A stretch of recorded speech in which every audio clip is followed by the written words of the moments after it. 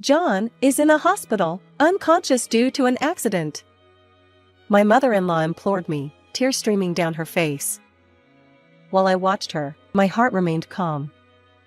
I see. Then, please leave, I said. What? After my mother-in-law stared at my face, she erupted in anger while her cheeks were turning red. Considering her emotions, I thought it was a natural reaction. However, I had a reason why I couldn't simply worry about him, even when I heard that my husband had an accident and was unconscious.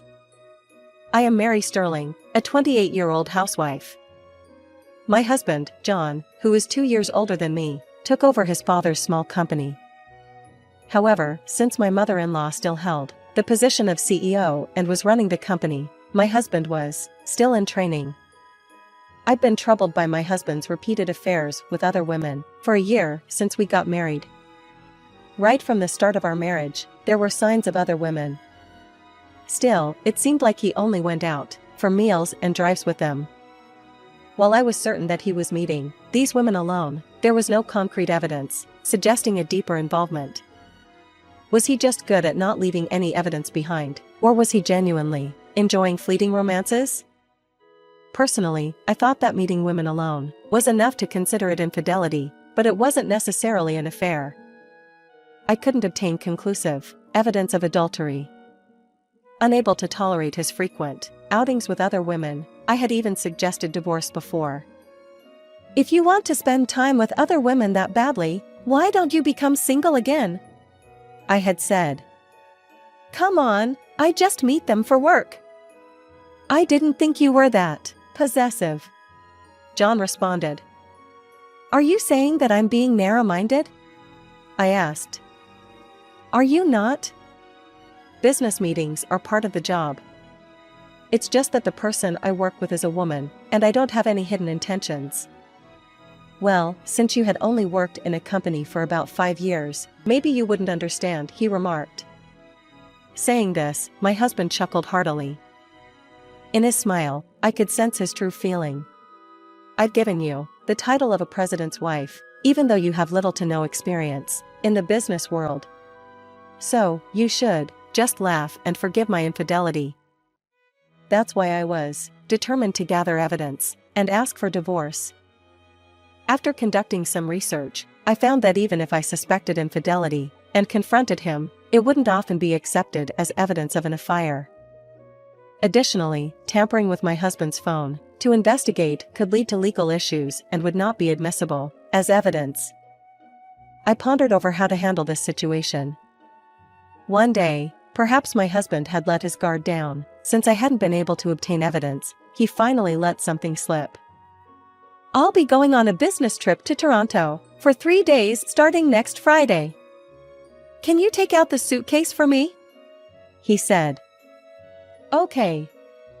Do you want me to pack the things you usually take in the suitcase?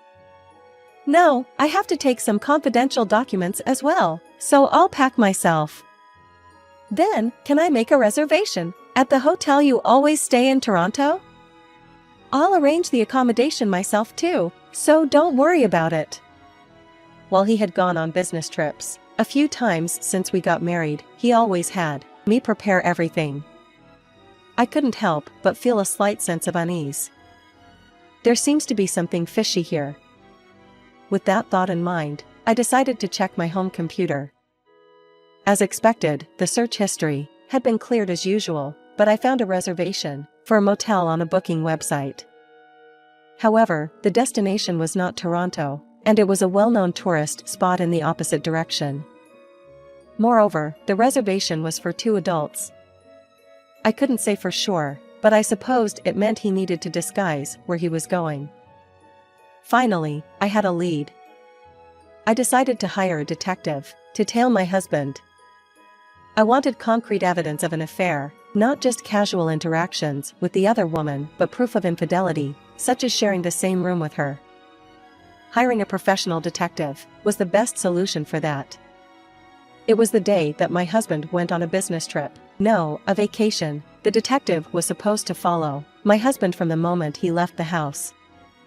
That evening, I received the detective's scheduled update. It included reports of my husband sharing a room with the woman, and photographs of them hugging, in the car and at tourist attractions. It was something I had expected, but it still came as a shock. I had thought that I would feel much better when I obtained the evidence, but maybe I still had some feelings left for my husband. That night, I couldn't sleep, and spent all night staring at the sky. The following evening, I received a call from the detective agency I had hired. It was earlier than the scheduled update. I felt an uneasiness wash over me.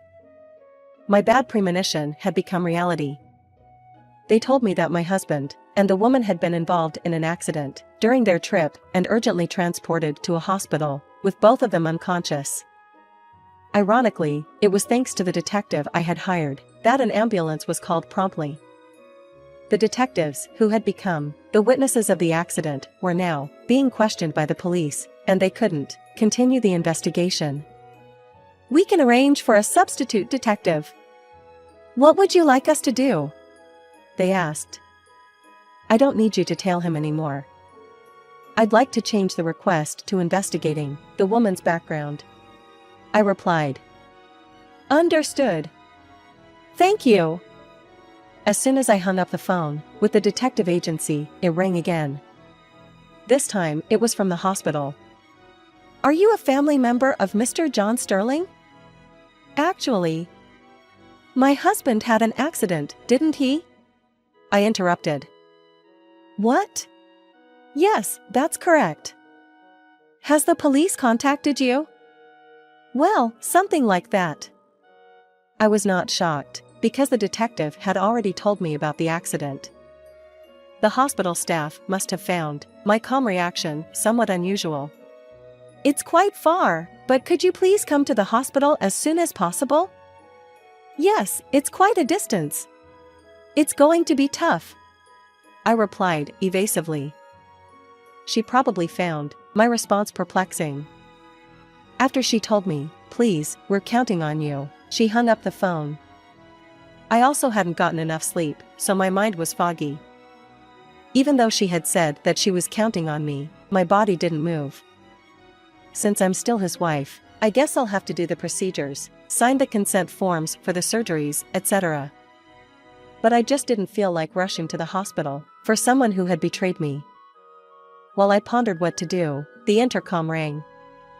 When I checked the camera, I saw my mother-in-law standing outside. "Camilla. Mary, you're here, aren't you?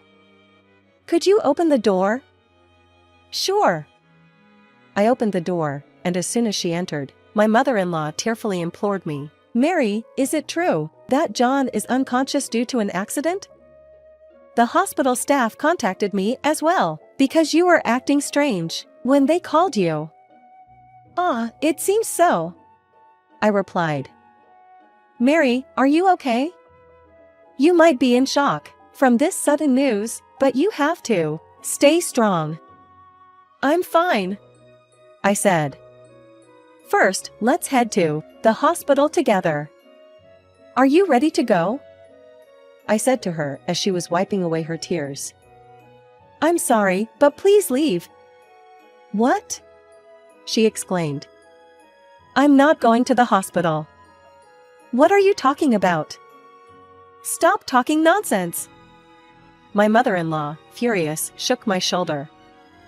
It is no wonder that she acted that way, because her son was taken to the hospital unconscious, yet his wife did not even show any sign of concern.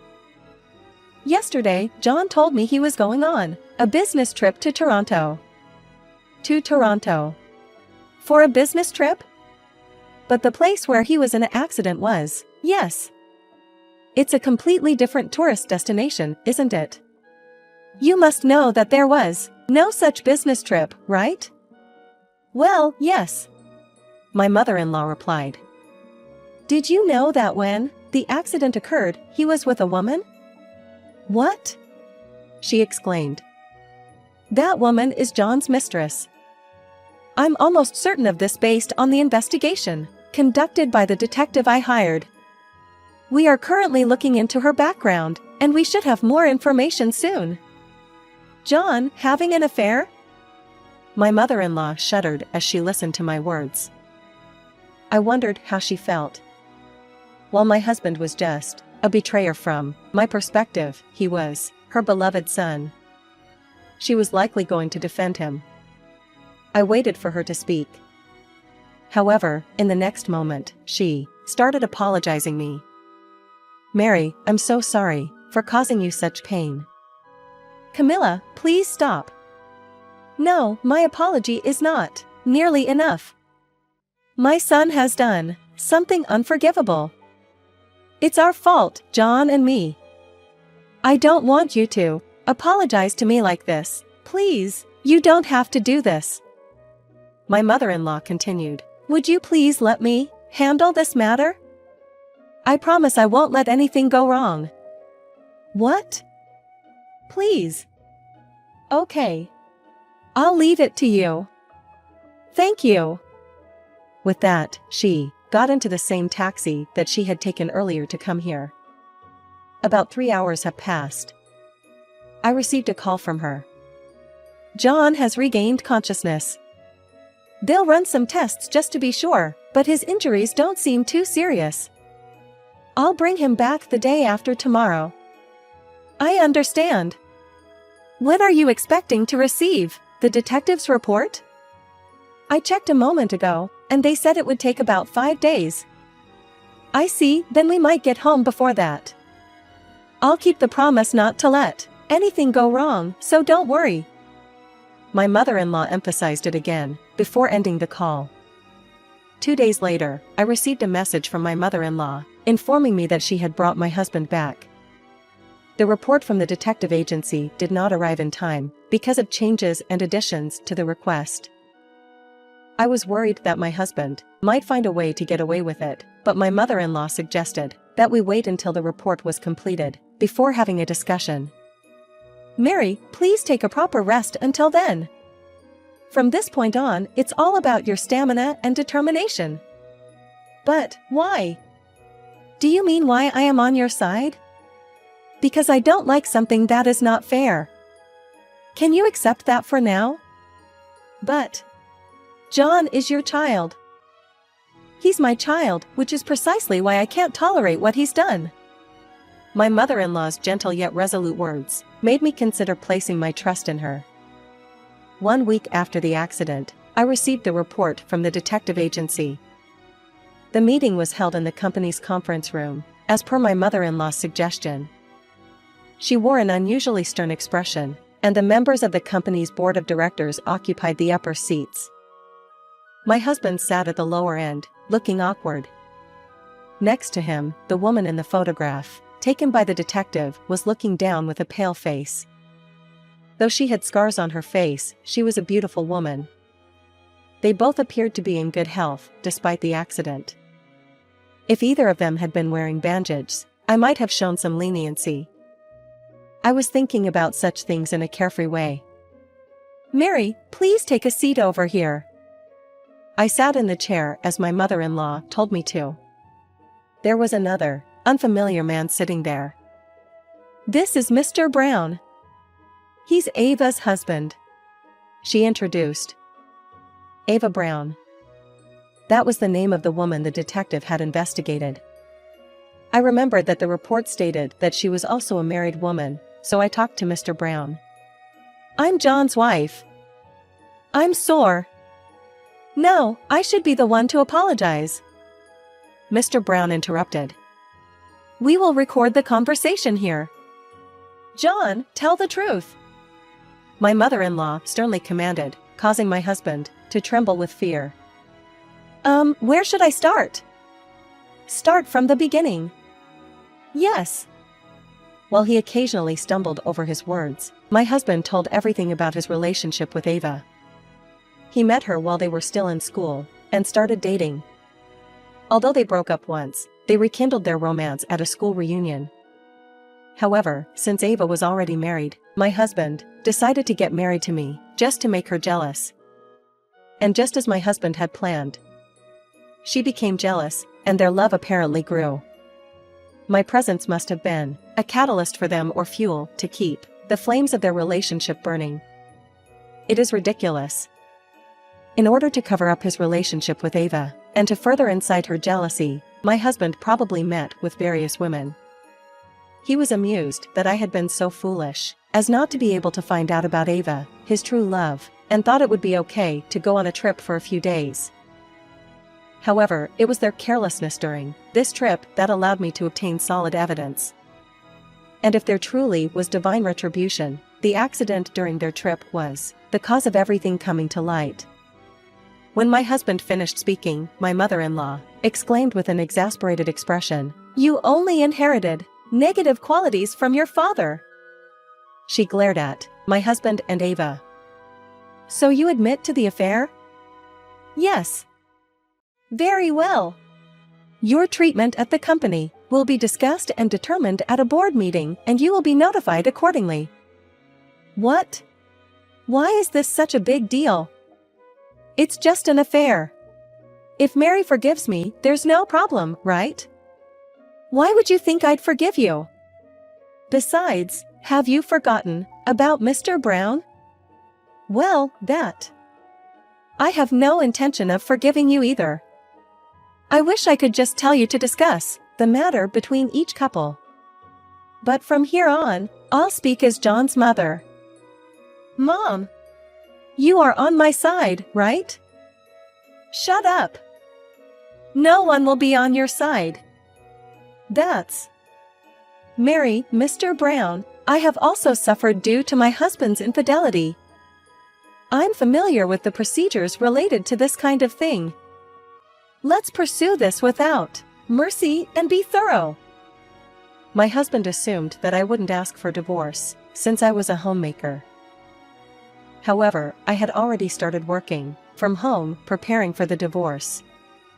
When I told him that I was earning a decent income, he collapsed to his knees in shock. Thanks to the detective's report and my mother-in-law's support, Mr. Brown and I received what we could from my husband and Ava, and the divorce was finalized.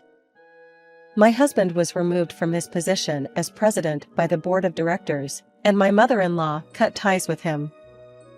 By now, he's probably working somewhere else, while people talking behind his back. Ava, too, incurred a significant debt from the alimony payments to us. I heard that she couldn't even stay at her parents' home after the divorce, and she is paying off her debt with a live-in job.